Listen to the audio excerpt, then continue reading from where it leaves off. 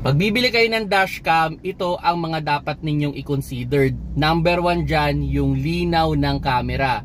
May mga mumurahin kasing dashcam na pagdating ng gabi, bulag na.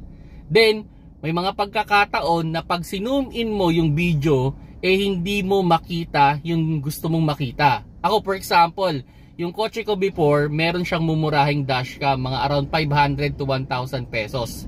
Then, na-involve sa accident yung kotse ko.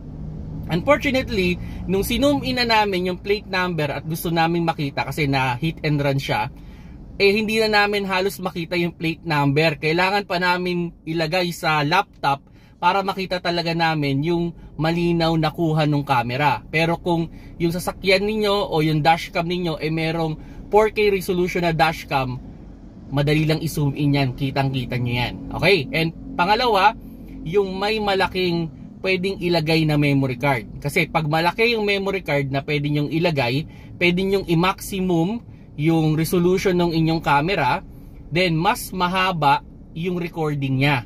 Kumbaga, ang idea kasi dyan, naka-looping kasi yung record niyan eh. So, pwedeng pag mas malaki yung memory card, whole day, nakasave yung video. Okay? Then, pangatlo, as much as possible, USB power para hindi ma-void yung warranty ng inyong kotse. So, pwede nyong isaksak yan sa USB ng head unit ninyo. Pwede rin doon sa 12 volt socket. Okay? Then, kung kaya nyo pa, yun, dual dashcam para harap-likod, kuha. And lastly, piliin ninyo yung branded na dashcam. Kasi iba rin talaga yung quality ng branded na dashcam, no? Mas matibay siya, mas magtatagal. So, yan yung mga criteria na dapat ninyong tignan pag bibili kayo ng dashcam.